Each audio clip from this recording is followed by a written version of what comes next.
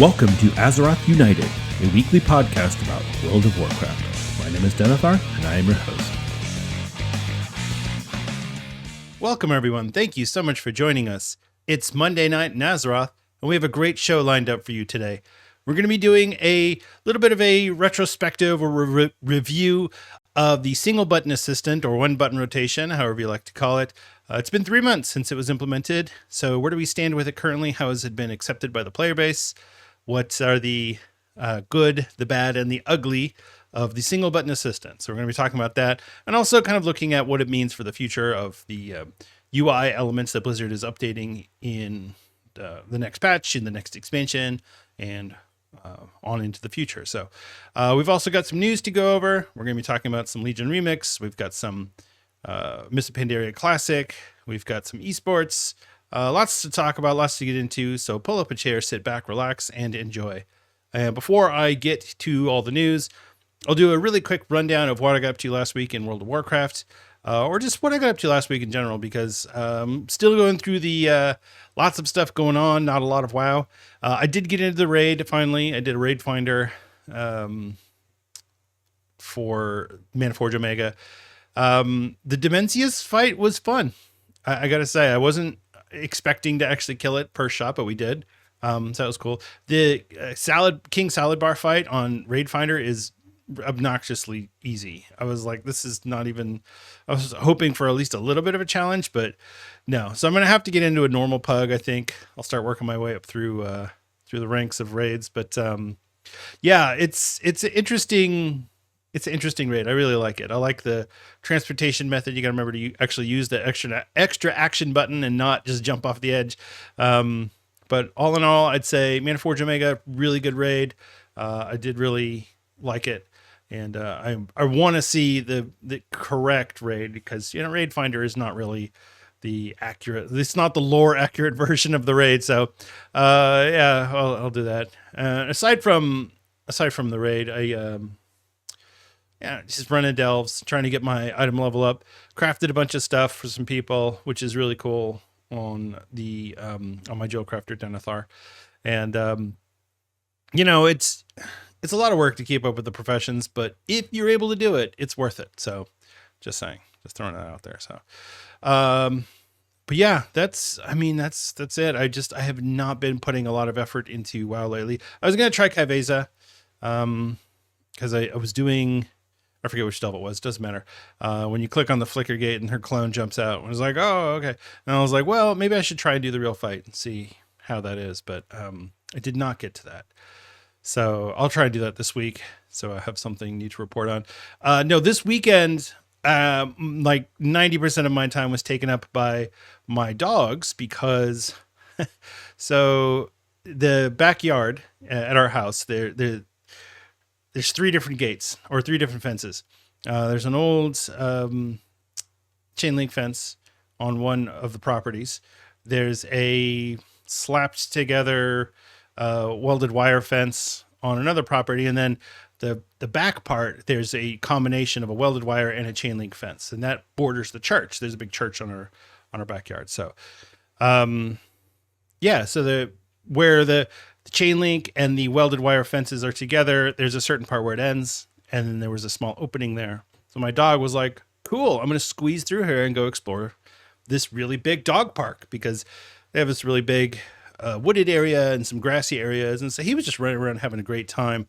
But once he discovered he could get out, he was running across the street and into traffic, and it was a bad situation. So we had to, the wife and I went to Tractor Supply Hardware to buy the necessary items to repair a fence.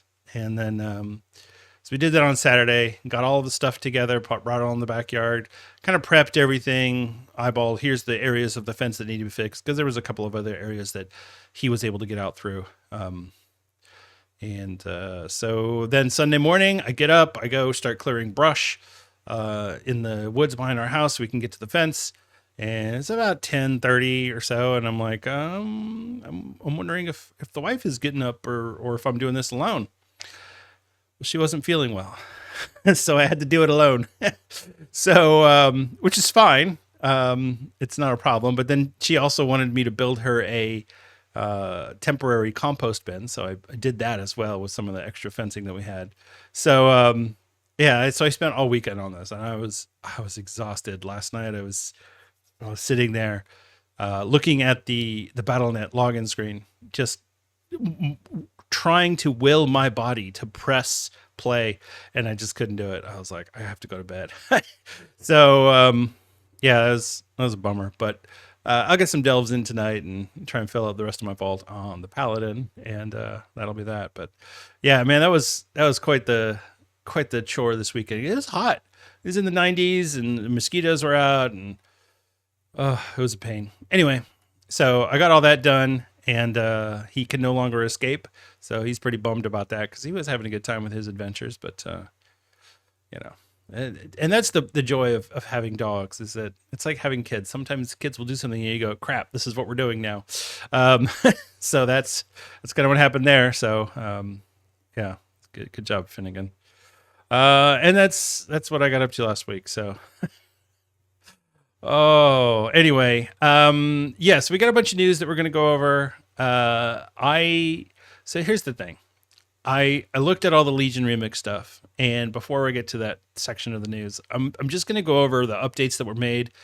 I'm not doing a full overview of the remix. We're still expecting that to come on the 15th. The 7th of October, patch 11.2.5. So we'll probably do the Legion remix overview maybe in about 2 weeks or so. We'll get that set up, or maybe next week. I don't know. We'll see. We'll evaluate, and I want to get someone on the show to talk about it. So that's the plan right now, and we'll see how it goes. Anyway, yeah, that's it for this week, and on to the news.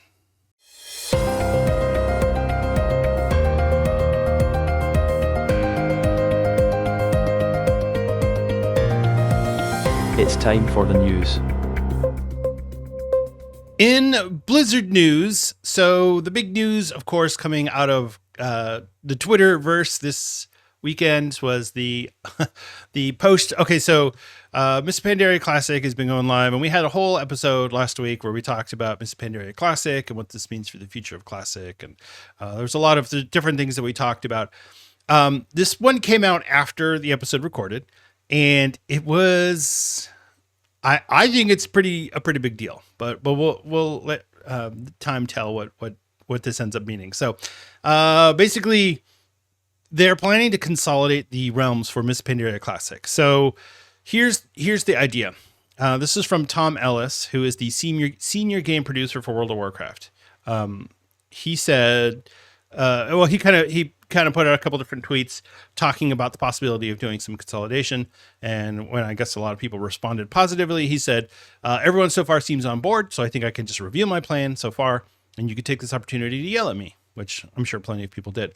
For the US, all PvP realms become PvE and closed to new characters. Sorry, your 100% Horde or Alliance realm isn't a PvP realm. Let's stop pretending. I'll open free character moves from all realms to one single destination realm, and we add a boatload of hardware to that realm and let the chaos commence. So just have everyone dumped onto a single destination server. So free character transfers across the board to one server. At the same time, Grobulus, US, is a faction balanced and enforced realm. I'll open free character moves from the old ex-PvP realms to Grobulus. If you want to actually PvP, that will be an option for you. Warning, there are actually two factions on this PvP realm. Beware. This specific link might turn on and off for each faction as we monitor faction balance on Grobulus. For the EU, all realms go to PvE. There isn't a single PvP realm in EU that isn't 100% one faction. We open transfers to one single mega realm destination. EU does have a few healthy French, German, and Russian realms. We'll have each of those merged into one realm. We could merge these into a single realm as we did in SOD or Anniversary, but we'll likely wait and see on this one for community reaction. And then for Korea and Taiwan, not forgotten, just already condensed. I'm also looking at bringing in the date that we use for name consolidation so that as many names are available on the destination realm as possible. So this is what they did on Season of Mastery. When they launched Season of Mastery, they over prepared and had too many servers, and so some of the servers started to fall apart. So they consolidated everybody down to one server for each different game type. And I think there was an extra Australian server. The problem that we run into, though, and especially for Progression Classic, see, this isn't Season of whatever, this isn't Anniversary, this is a long-going 6 years on this server that you've been playing on. Same character, same name, same everything, same guild, the whole deal. Suddenly for them to say, we're going to move everybody to one single realm, it's going to cause problems. It's going to cause a lot of problems. Because if you got a really cool name on your server and that's going away, yeah, people aren't going to be happy with that. And I know so many people out there are like, who cares, bro, just pick a new name. It's not everybody feels that way. Not everybody can just pick a name. You grow attached to your character, especially over a 6-year period, which is where we are now. We're beyond 6 years. So, about that topic of the health of Classic and the future of Miss Pandaria, I think this is signaling the end. I think this is signaling they're not going to maintain this because at this point, they really don't even care because they're going to lose a lot of people through this. A lot of people who are like, you know what? I don't want to move. I don't care. I'm just going to stop playing. Yeah, I mean, it's unfortunate, but this is their plan. So it'll be one normal realm or PvE and one PvP realm per region. So one normal realm in North America, one normal realm in Europe, and so on. The PvP realms will be faction balanced, which means you can't just overload one faction or the other. And since there's only one PvP server, that means that if there's a imbalance in the population of people who want to play on that server, they may not be able to log in. They might get a queue. So maybe if there's more horde people at PvP, they might have a queue to log in. So it's just something to keep in mind for the future for Miss Pandaria. It sucks because there was a time, I think probably when they announced Cataclysm, where I thought, oh man, they're just going to go all the way with Classic. They're going to go all the way. They're going to go to Legion. They're going to do this. They're going to do that. Nope. I don't think that that's going to happen now. So we'll see. There's still a chance. But as of right now, I don't think that they're going all the way to Legion. I don't see it. So we will monitor this and update as we get more information. All right, moving on to modern World of Warcraft. Okay, so I don't normally like to do hot fixes and everything. I used to do that, and it was a pain because a lot of that stuff, it's like, you know what, I'm just reading patch notes. That's boring. But this one was kind of interesting, and I'll tell you why. So there was some class tuning. This was September 9th, and there were several classes and specs that were buffed. Right. Some more than others. And the main ones that I wanted to point out here: Blood Death Knight, Balanced Druid, Og Evoker, Dev Evoker, Beast Mastery Hunter, Holy Priest, Discipline Priest. The reason that I bring this up, and the reason that this is important to me, and you know how much I love my data and how much I love my numbers.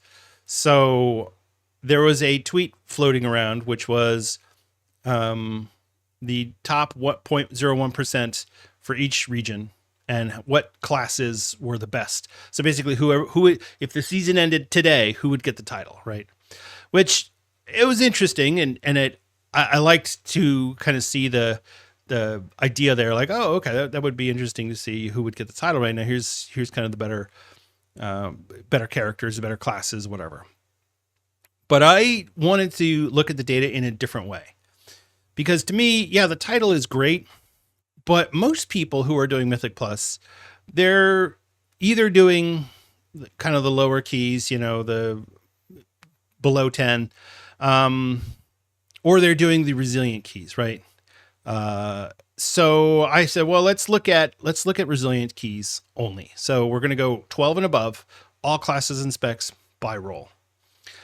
And the results to me were really interesting.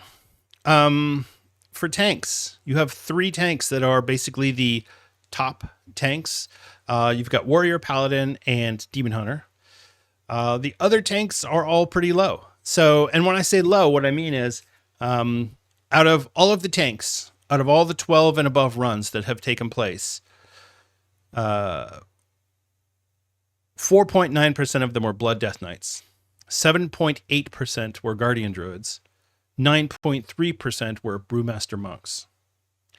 22.3% were Vengeance Demon Hunters. 27.8% were Protection Paladins. And 27.8% were Protection Warriors.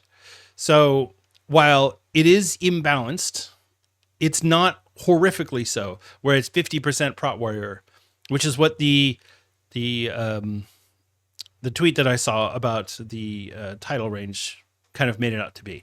I don't think we're quite at that point, but it is a significant jump from the lower three to the top three. Healers, it's a little more so. Restoration Shaman are clearing the bench with 47.4%. So here we go. Restoration Druid, 24.9. Discipline Priest, 13.9. Holy Paladin, 5.9. Mistweaver Monk, 3.4. Holy Priest, 2.4. And Preservation Evoker at a paltry 2.1%. That's not a lot. And to give you the real world numbers on that, 49,000 Preservation Evokers, or 49,000 keys that have been completed where the Preservation Evoker is the healer. That's not a lot of keys. Not a lot at all. So as far as the DPS goes, I mean, obviously the DPS is going to be really big, and there's a much bigger disparity there. The bottom there, Aug Evokers at 0.2%, 11,659. Aug Evokers just fell off a cliff. I've heard a lot of people say that Blizzard should either, one, get rid of the spec altogether, or two, turn it into a tank spec, like a ranged tank spec. And you know what? I would support a ranged tank. Switch Aug Evoker. Having a support class, it was a good experiment. I'm glad Blizzard tried it, but it failed. It's either going to be the best or the worst. It cannot be anything else. So, yeah, why? What are we doing? It needs to change or something. I mean, they changed Survival Hunter from a ranged spec to a melee spec. They could do something similar with Aug Evoker. I don't know. I just feel like it's kind of a wasted spec at this point. The top the top specs for DPS, no surprise, Frost Death Knight number 1, Retribution Paladin number 2, Arcane Mage number 3, Havoc Demon Hunter number 4, Marksman Hunter number 5, Destruction Warlock number 6, Beast Mastery Hunter number 7, Fury Warrior number 8, Elemental Shaman number 9, and Demonology Warlock number 10. I mean, we're getting down into the 3%, 2% range here. So, but yeah, Frost Death Knights, 17.3% of all keys have had a Frost Death Knight, and that's a lot. That's a lot. This is 12 and above, right? 12 and above, 17.3%. Retribution Paladins, 10.1%. Now, I think that says more about the popularity of the Ret Paladin than it does about how much damage they're doing.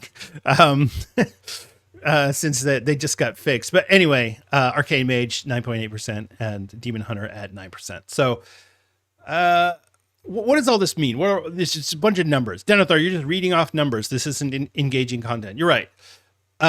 We hear a lot about balance and meta comps, and this is the best one. And it does exist. You can go through and figure out, here's the perfect specialization grouping for my dungeon key. You could do that. It doesn't really matter until you get to high keys. And I'm not talking about 12s and above. I'm talking about like 16s, 17s, right? When you get to that point, then it starts to matter.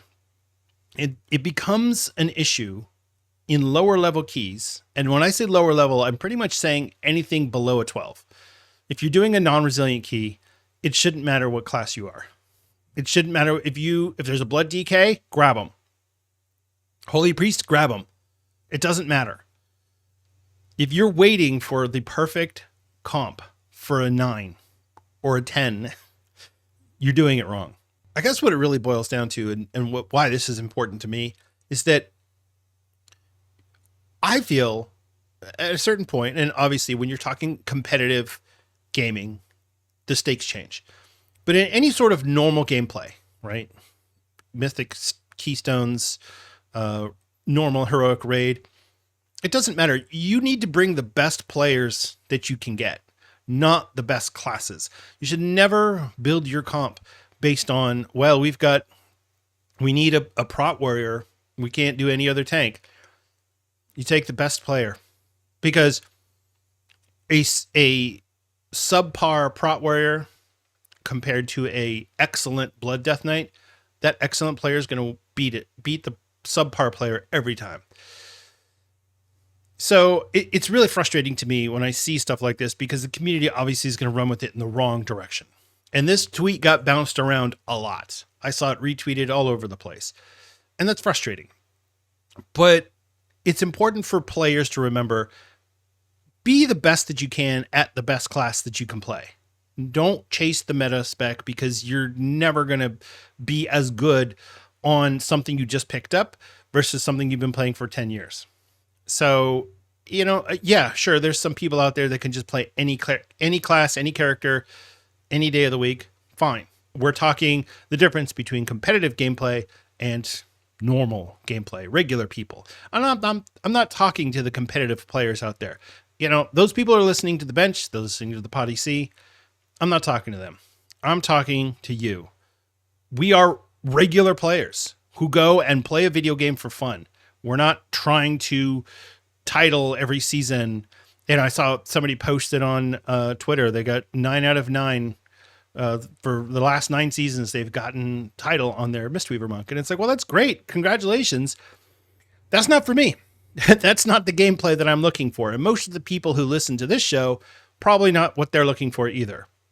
Now, if you are a high-end player, great. I'm happy for you. That's not for me, and I don't generally like to talk about that because it's an area that I have no expertise in. I can't play the game like I used to 20 years ago, and I certainly don't have the time and the focus to be able to sit and play Mythic Plus trying to get 3,500 score for, or whatever the title. I don't even know what the title score was last season. It's a lot. And it's hard. So anyway, the point is, relax, everyone. Invite invite anyone to your group. It doesn't matter. If you see somebody and you run with them and they're terrible, add them to your friends list and put a note in there that says, bad, do not invite. They won't know. They'll never see the note. And that way you'll always remember, oh, don't invite that guy. He's terrible. Just a suggestion. So anyway, enough platforming. All right, let's move on. We've got the War Within Season 3 esports announcement came through. We've got Arena World Championships and MDI coming up. And the dates for those are, the cup play for the arena is October 1st to the 19th. The top 8 teams will advance to the next round. The bottom 5 of those will go on to a gauntlet where it's a winner take all. And then the top 3 will go into the grand finals along with the gauntlet winner. And that'll be determined there. So the finals is going to be November 14th through the 16th. So yeah, I mean, that's pretty cool. It's going to be coming up here in the next couple weeks. So that's pretty exciting. The MDI, the time trials will start October 1st through the 6th. Group play, which is the top 18 teams from the time trials plus 6 teams from China. This will be October 24th through November 9th.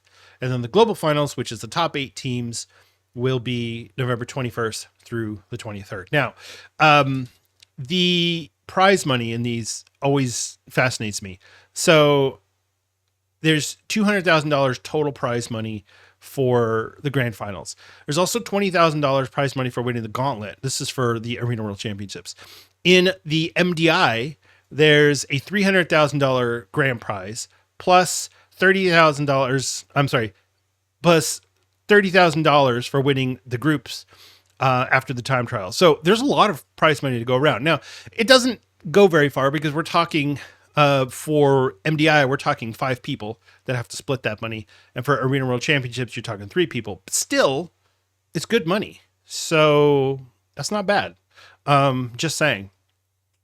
Anyway, I'm glad Blizzard is continuing to push esports. I think it's healthy for the game to get that recognition out there. I know it's a little weird sometimes because you go on Twitch and it's like nobody wants to watch WoW content, and I don't blame them. WoW is a difficult game to watch, especially now. There's so much going on. That's why Classic was more popular to watch on Twitch because it's slower, it's simpler, it's easier to understand what's going on. Oh, I see what you're doing. Okay. Now there's so many things going off and so many explosions and so many lights and circles on the ground, and it's rough. The announcers do a really good job of trying to follow the action for the viewers, but it's difficult. So, but yeah, if you are wanting to check it out, it'll be on Twitch and YouTube.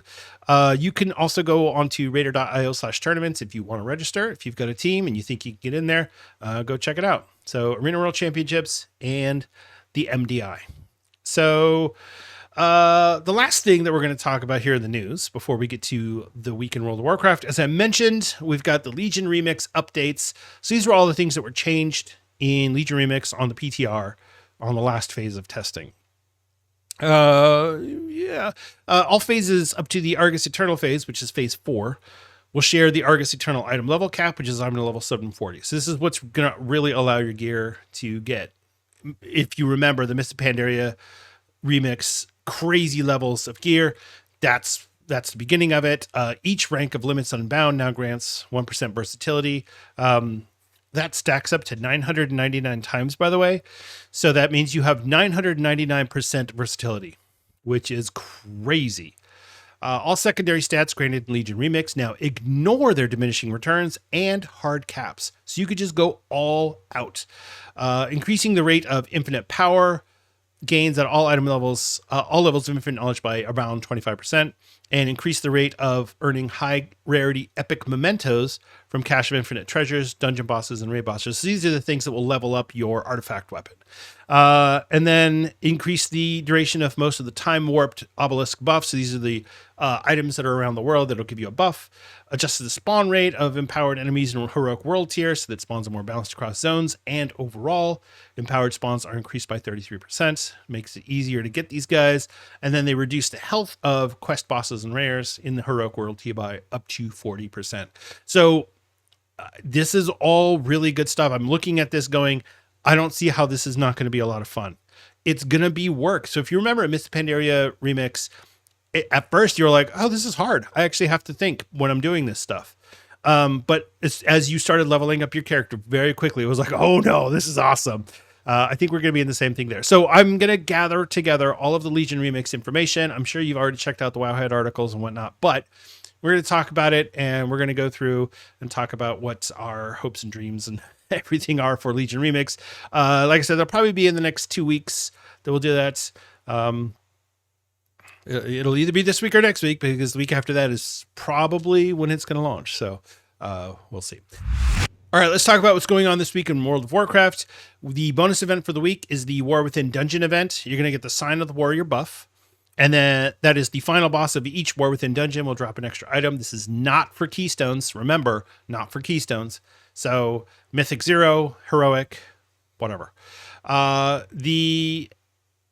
get the quest Emissary of War from Archivist for Thrun and Dornagal. This is to complete 4 dungeons on Mythic difficulty, and you'll be rewarded with a piece of Hero Track raid gear. So this is a really good one for if you're trying to finish up your set. Maybe you're trying to get all Hero Track items, or if you've got an alt that you're gearing up. This is a really good way to do that. I believe last time it was just Mythic dungeons. I don't think that they're doing Heroic this time.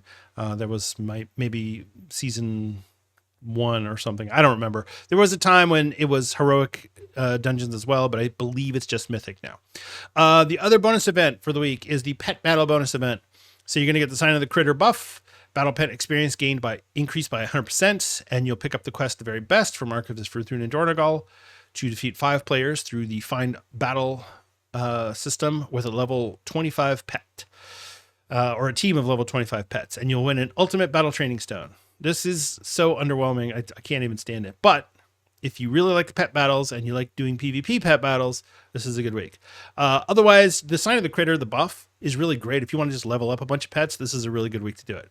All right, the PvP brawl for the week is Packed House. Description: we've put more PvP in your PvP. In Packed House, there's nowhere to hide as you face not 2, not 3, not 5, but 15 adversaries in this 15 versus 15 arena battle. So yeah, it's just pretty much chaos. When you zone in, you'll get to quest something different to win a PvP brawl, and you'll be rewarded with conquest honor and marks of honor. And finally, Pirates Day is coming on September 19th. Now I was going to do the whole pirate voice thing, but I tried doing it and my voice was just like, nope, it's not happening today. So there will be no pirate voice today, unfortunately. But it is a thing that I do. Man, on the anniversary guild that I was in, there was a couple people that did the pirate voice so well, and it was a lot of fun. But anyway, Captain Demisa sails into the goblin town of Booty Bay and recruits landlubbers into her buccaneer ranks. Visit her henchmen in the capital cities if the pirate's life is for you. See, it's just getting some transmog and stuff. So yeah, check it out. Pirates Day. This is just to coincide with the Talk Like a Pirate Day holiday in the real world. So if it's something that you want to check out, go ahead and head down to Booty Bay, or I believe it's in Stormwind and Orgrimmar, but don't quote me on that. So, all right, let's move on to the main topic of the week. It's time for the main topic of the week.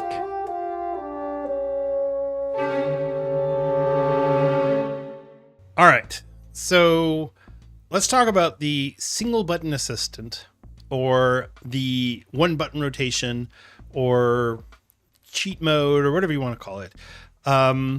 Blizzard introduced this game feature with patch 11.1.7 on June 17th. So it's been 90 days since that, as of today, on September 15th. So I wanted to talk about this. I feel like in a lot of ways, it's something that's kind of become ubiquitous. Everybody has some opinion on it. A lot of people feel like, oh, well, it's not very good.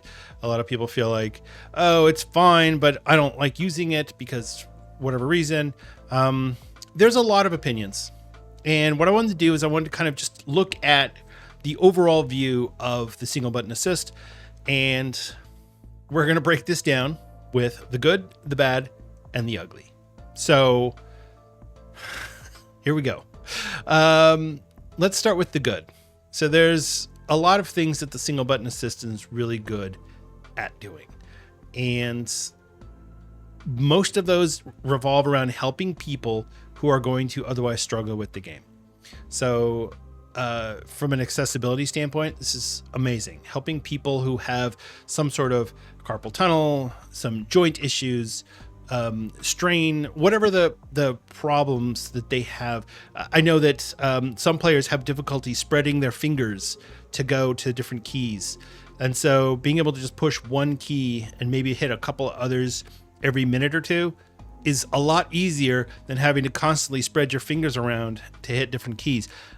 I know you could put all your stuff on 1 through 4. It's still a strain.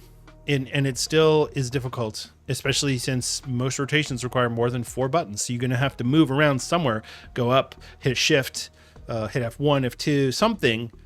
However you want to map your keys, you're going to have to move your fingers. And for some people, that's difficult. So, and that was one of the biggest things that people said right off the bat is, hey, it's going to help people with accessibility issues. Yeah, absolutely. This is also really important for new players. So if you're brand new to the game, and you don't know what you're doing, as you start getting more spells and abilities, there is going to be the option to use the one button rotation or the single button assist. And in that case, it could really help these players to get better at the game, and not just get better at their rotation, but learning the mechanics, learning the movements, learning how to actually play the game without having to also worry about, well, what button do I push next? What's my next spell? Don't worry about that. Just play the game. This also is really good for casual players.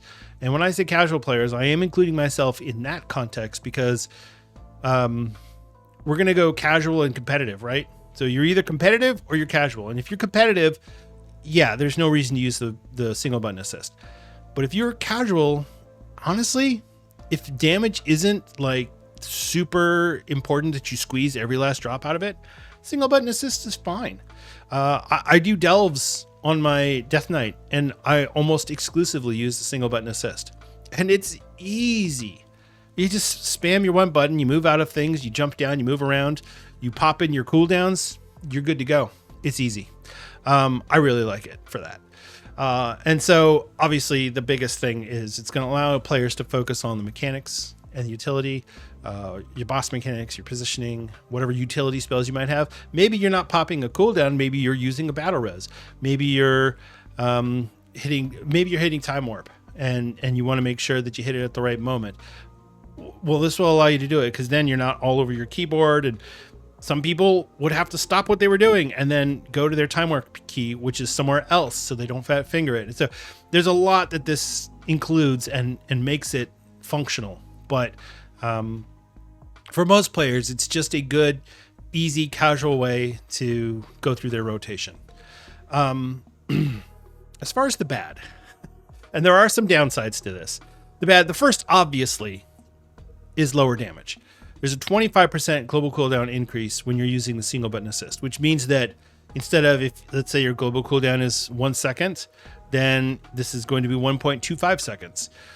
That is going to, over a long fight, that's going to make a huge difference. And it does. Yeah, so yeah, if you're doing any sort of competitive content, like I said, this really is not going to be a good option. Some people have lamented the one button rotation because they feel like it's going to cause us to lose class and spec identity. If you're not familiar with your rotation, if you don't know what spells you're pressing and you're just hitting one single button, you have no class, you have no spec identity. You just know that your character looks a certain way and running around, you're just hitting one button and do damage. Part of World of Warcraft is that experience of, oh, if I use, Rip and then I use Thrash in this order, it's going to do different than if I do whatever. You get what I'm saying? Does that really matter to some people? Yeah, it does. It really does. So I feel like it's valid in that it's something that is concerning to people. And it might not be the case today, but over time, as this becomes more and more accepted by the gaming population, I could see this being a problem where nobody knows their class moves anymore. And then this goes into the next item, which is loss of skill and gameplay depth. Obviously, if you're using a single button assistant, you're not really paying attention to some of the interactions that your talents and your hero talents and just your regular abilities have with each other. Some of these abilities, you have to essentially prime one ability with another one.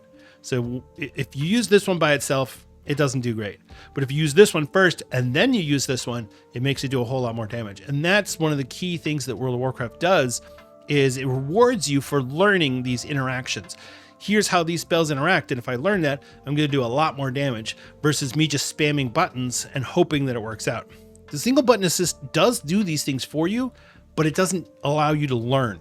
You're not going to learn how to do this. You're not going to develop those skills. Some of this is muscle memory. And if you're just pushing one button, you're not developing any muscle memory at all. You're just learning a push a button. So yeah, I think that could cause some problems, definitely. Is it a big deal? I don't know. Maybe over a long period of time. Yeah, it is. You got to learn when to weave in your cooldowns, when to pop your utility spells as a Death Knight. When do I Death Strike? When do I bring out my pet? You got to learn those things, or you won't use them, and then your damage will be less, and you're just not going to be as skilled of a player. And like I said before, some people that doesn't matter, but for some people, it's everything. And then finally, we have monotony or boredom.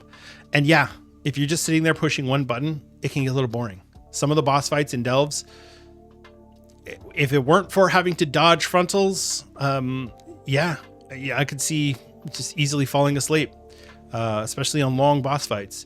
When I did Raid Finder, there was a couple fights where I was doing the one button rotation, and I'll tell you, it was more boring than normal Raid Finder, which is saying a lot. So yeah, this is definitely a problem, and I feel like it could lead to some burnout long term for players who are like, I'm just not having fun anymore, in World of Warcraft. So it's definitely a downside to the single button assist, but I think as we go through it, we'll determine.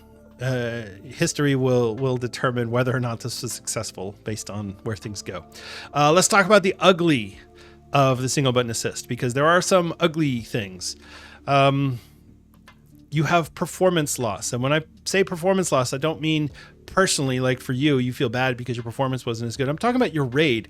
If you're in a heroic raid and you're doing the single button assist, I feel like probably you're not giving your all to your raid group. You could be doing better if you were doing your rotation manually, especially if you're doing high level Mythic raid or Mythic Plus. You gotta do your rotation correctly. Now, as I said before, if you have accessibility issues, or if you're a new player, or if there's some reason that you've discussed with your raid lead and you said, look, I really want to raid with this group. I know my damage is going to be subpar, but I'm here and I'm playing and I'm trying my best and I'm really good at utility and I'm really good at the boss mechanics. I just can't do my rotation fast enough. Okay, fine, that's fine. But it definitely makes a difference whether or not your damage is the highest it can be. And speaking of which, let's talk about that. Let's talk about this simulations versus reality. When you go onto the raid bots or whatever simulator you're using, it's really interesting because it gives you a number. It basically says, hey, here's the DPS you should be doing baseline. So there you go. If you're not doing this, you suck. It's not a good feeling. I'll tell you, because I've been at that point where I'm like, oh shoot, I'm not doing that. The reality is that's I don't want to say it's perfect because there is margin for error in there, but it's if you make a mistake in your rotation as you're going, you're going to lose DPS. And so if you're not perfect at it, if you're not doing it all correctly or at full speed, yeah, it's going to be a problem. And at a certain point, you might as well be using the single button rotation, because if you're not hitting those marks, then yeah, maybe that's better. So I think it's a touchy area. You don't want to have to go to somebody on your raid team and say, listen, you are not performing well at all. Please just use the single button assist so that we can get through this boss. Nobody wants to have that conversation. So, and speaking of which, on the other side of it, if you are using it, let's say you're in a pug and you're using the single button assistant, apparently there's a weak aura that can track that. It looks at your global cooldowns, and if they're all 25% increased, guess what? It's going to call you out. And some people are using that to kick people from groups. Saw a post on Reddit about that. And it's like, that sucks, but it's reality because people are going to be toxic always. So yeah, it's unfortunate because it doesn't necessarily mean you're bad, especially in a pug group. If you're doing a pug, if it's like normal or early heroic, who cares? If you're doing, if you got into a mythic group and you're using the single button assist, maybe there's some problems. Maybe you should learn your rotation a little bit better. But like I said, there's always exceptions to the rule. And the last thing that I wanted to bring up here before I kind of try to tie this all together, a lot of people feel like this is a Band-Aid, and that while it's good that it's here and that it's helping, it's not really solving the root problem, which is rotations are too complicated. They're difficult to learn. Some of the concepts are a little nebulous, and this doesn't help you learn anything. It just takes the place of learning your rotation and does it a little bit slower. So if you're struggling with learning your rotation and your DPS is low, and you use the single button assistant and your DPS goes up, yeah, I could see how this is a problem because they're not fixing anything. It's still really complicated.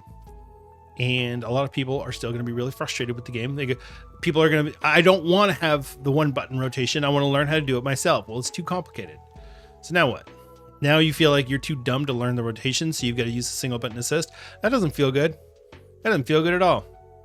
Now, some people are frustrated because they're like, oh, is this going to lead to the dumbing down of the game? Is Blizzard going to use this as an excuse to start dumbing down the game? They might.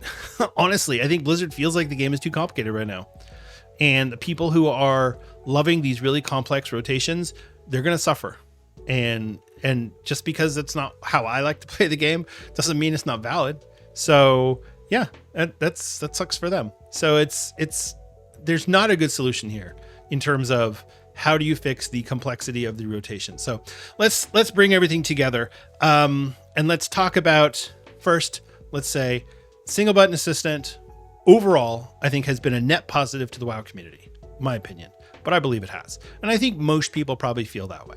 There was a post on Reddit a few days ago where somebody was talking about which classes benefit the most from single button assist, which I guess it's a fair question. If you don't want to have to think about it and you just want to spam one button, what class am I going to do the most DPS with? Well, I guess there's an answer to that. Is there enough to justify getting rid of it? I don't think so. I think it's here to stay. I think this is now part of the game, or at least until Blizzard feels like it's no longer too complicated to do this. But I think overall, having this in the game is not a bad thing because there's still the accessibility issues. There's still the, you're just running around doing world quests. Who cares? I'm just going to spam my one button. I don't really need to think right now. So you're always going to have that angle. So I think from that standpoint, yeah, there's always going to be a single button assistant in the game of some type. But what does this mean for World of Warcraft for the future? Is this the sign that Blizzard is planning to dumb down the game? Is this how they're going to handle these update or UI updates going forward? We have more UI updates coming in patch 11.2.5. We've got the cooldown manager that's getting not an overhaul, but it's definitely getting beefed up a little bit. And then at midnight, we're getting the damage meter, we're getting the boss mods, and we're getting the nameplates. Still no word on a Blizzard weak aura replacement, although I'm sure that that's something that they're working on. And obviously you can't do a weak aura's replacement. I mean, I guess you can and build it into the game, but weak auras does so much. I feel like they need to limit some of that functionality. Anyway, it doesn't matter. We've got all these UI changes coming to the game that we know are coming. This isn't speculation. We know they're coming. So what does that mean for things like the single button assist? Can they customize it? Can you tell the game, hey, here's how I want to do my rotation. Throw this cooldown in there. Take this one out. Is that a possibility? Maybe. I'm sure that we could do that, or that Blizzard could allow us to do that technically, but philosophically, would they let us do that? I don't know. It's already possible to use the single button assist with a no channeling mod, which would prevent you from using any channeling spells, which is great. Like my druid, when I was playing the guardian druid, trying it out, the one button rotation, it would hit convoke the spirits, but since I was spamming the button, it would cut off the channel of convoke. And I thought, okay, well, that's a problem because now I've got to pay attention to which spells I'm using, which is going to negate some of the benefit of the single button assist. So if you set a macro that says no channel, then you could do that. There's also some other things that you can do with the single button assist currently. But I feel like Blizzard could give us a little bit more of I want to say, let's make this customizable and more of a learning tool rather than a replacement for playing or for doing your rotation tool.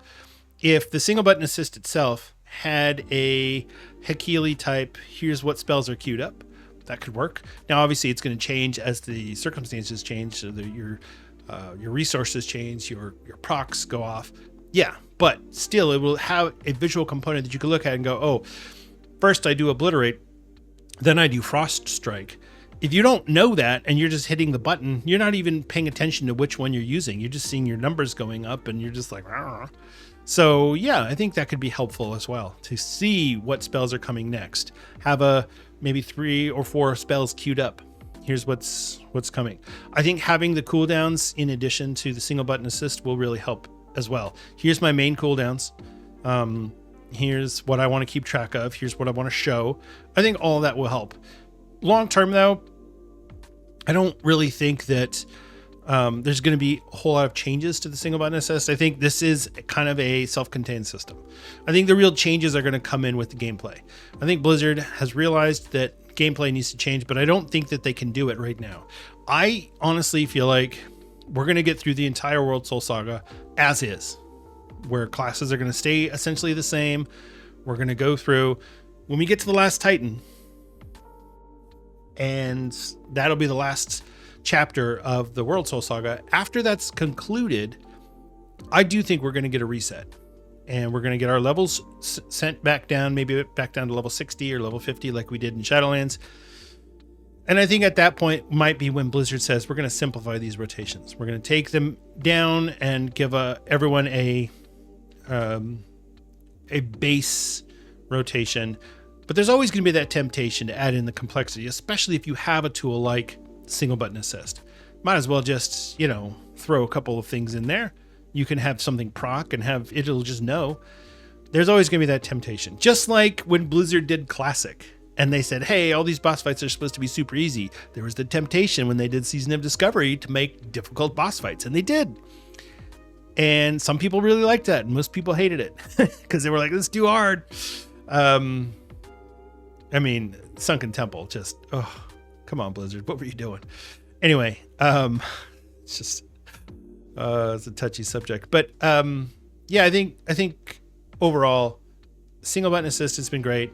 I'm glad that Blizzard put it in the game. I know that there was a lot of concerns going into this launching that it was going to replace gameplay. And don't forget, there is still the highlight game assist mode that will just highlight your spells that you should be using. Now, it'll only highlight the spells that are on your toolbar. So you have to know enough to be able to set it up correctly. But if you can do that and you can put in the work to say, I want to set this thing up in a certain way, it'll really help. It'll really make things smoother. And I think in the long term, you'll be happier if you know your rotation, you know how to do things.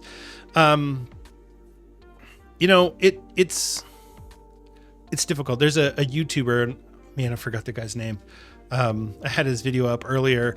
Basically what he does is he goes through each class and spec and he tries it out with the single button assist, and he tries all the different talents and all the different choices that you can make the different talent choices that you can make, both regular talents and your hero talents, class talents, spec talents. And he comes up with the ideal spec for doing single button assist. If you don't want to have to worry about, I just watched the video on Frost DK, and basically says, look, the single button assist does not use Breath of Sindragosa, and it's really bad at it, because the whole thing with Breath of Sindragosa is you're supposed to consume your rhyme and killing machine procs. And when you do that, it's going to extend the duration of Breath of Sindragosa. You can get up to 30 seconds with it. And I know, because I was doing my Frost DK in Delves, you get about 10 seconds of breath if you're lucky. And that's it. And then you go, wow, that was a waste. And it's a waste. And so his whole thing was, well, change your spec to get rid of these things that are not going to be optimized for single button assist. If you really want to use that, you have to optimize your spec for the single button assist. And then this goes back to the game is too complicated, because now you're trying to optimize your spec so that you can use the simpler gameplay mechanic. Long term, Blizzard's going to have to do something about this. Is it going to come after the last Titan? Probably. It'll probably be after the World Soul Saga has concluded. Whatever comes next, I think will get us a level reset and an ability purge. That's what I think. But in the meantime, for the next 2 expansions coming up, we're going to have single button assist, and it's going to have been here for a long time by the end of that cycle. So I don't think Blizzard's going to get rid of it, but I do think that it may see some changes. I guess only time will tell where this is going to go. So if you use the single button assist and you like it, please say something. If you're watching this on YouTube, you could put a comment, or Spotify, put a comment in there. Or you could jump on the Discord where we can talk about this as well, AzerothUnitedPod.com. I'm really curious to see how you are interacting with the single button assist. I really like it. I think it's great.